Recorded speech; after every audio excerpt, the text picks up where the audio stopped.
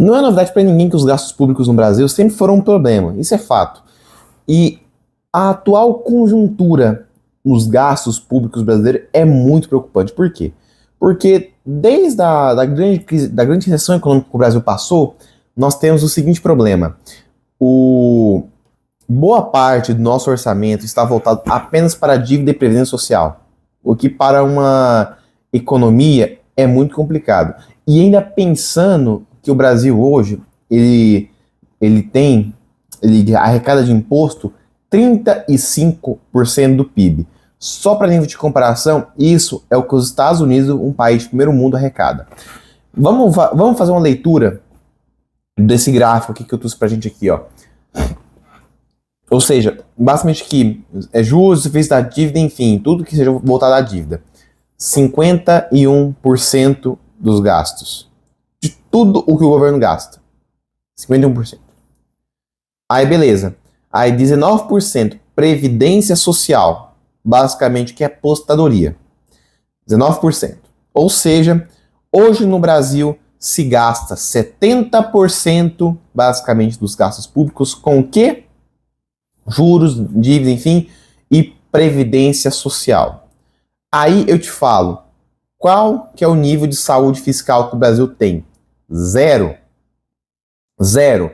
Isso aqui é o custo de anos de desgovernos. Não estou falando apenas de Lula, de Dilma, de Temer, sei lá. Coloque na carteira qual governo você queira. Isso aqui, essa conjuntura aqui desses gastos é um problema histórico no Brasil. Não adianta que colocar a culpa em apenas um governo. Obviamente existem governos mais culpados e menos culpados. Mas isso aqui é culpa da nossa história brasileira, que a gente fracassou basicamente na parte fiscal. E a expectativa é que em 2028 o Brasil ele basicamente gaste tudo o que ele arrecada apenas para se manter funcionando.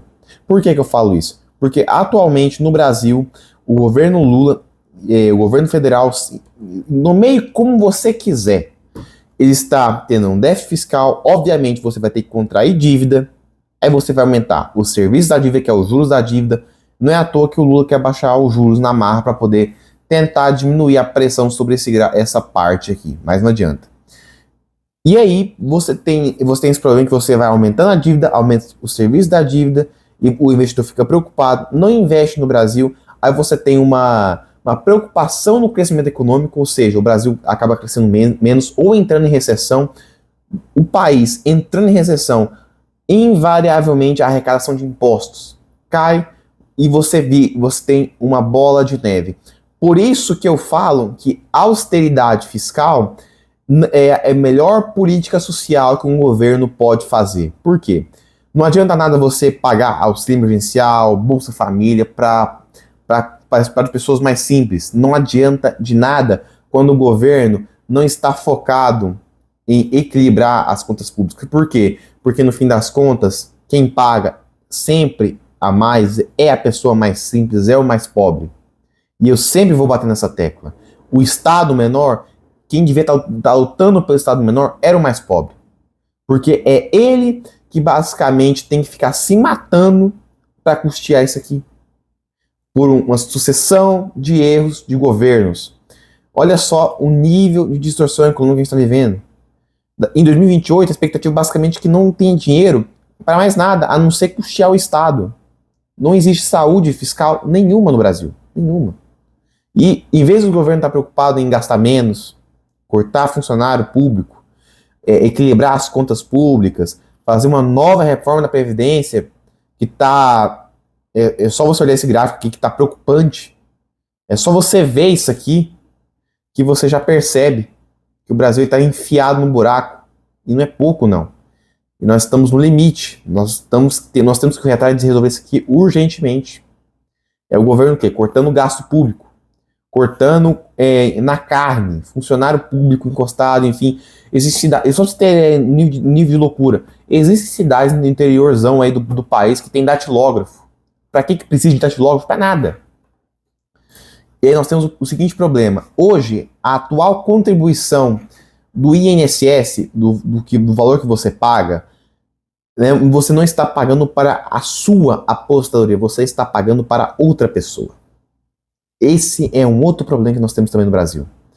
Nosso sistema de previdência social é uma pirâmide. Por quê? Porque o nosso sistema previdenciário foi criado numa época em que esse modelo trazia lucro para o governo. Era basicamente o quê? O governo conseguia lucrar com isso aí. Hoje, o governo perde dinheiro. E é pouco, não. É só você olhar esse gráfico aqui, ó. O déficit nosso, aqui, ó, a expectativa de 2024 aqui é 2,45% do PIB, o que não é pouco. Aí a expectativa é que a partir de 2030 nós entramos numa curva de progressão geométrica, basicamente, gigantesca. E a expectativa é que em 2100 nós tenhamos uma despesa de 15,85% do PIB e com uma receita de 5,5%. Olha o nível de problema que a gente tem na Previdência Social. E isso vai impactar aqui, ó.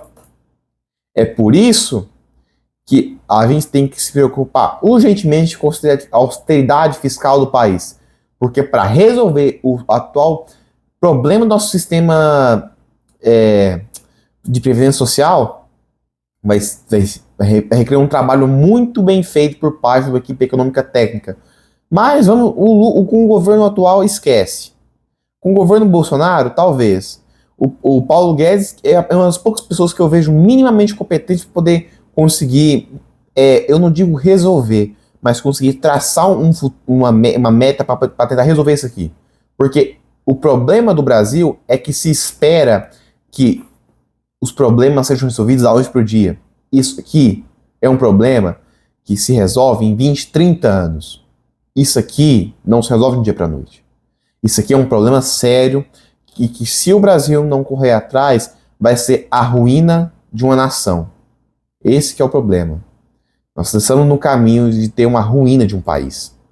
E a bomba relógio, que é a Previdência Social, que é uma coisa que eu mais vou bater a tecla, que eu estruturo o problema do governo na parte fiscal, assim, o primeiro é a parte de dívidas e a segunda de Previdência Social.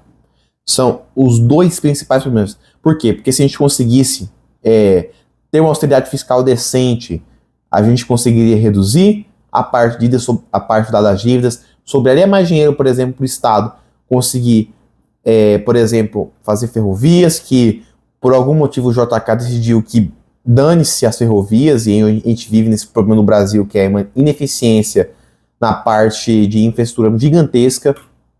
Nós conseguiríamos construir estradas, conseguiríamos cortar impostos para poder melhorar a atividade econômica no Brasil, conseguiríamos fazer desregulamentações importantes para incentivar não só a produção de produtos internos do Brasil, mas transformar o Brasil numa potência exportadora. Por quê? Porque atualmente o Brasil é um país o Brasil hoje atualmente é um país que tem total capacidade de se tornar uma potência exportadora. Por quê? Mão de obra barata. Nós temos, por exemplo, hoje no Brasil, na parte da indústria automotiva, nós vendemos nossos automóveis mais barato do que lá fora, ou seja, nós temos o potencial exportador gigantesco. Mas enquanto os nossos governantes, e quando eu digo governantes, eu falo basicamente a atual casta política não querer resolver esse problema,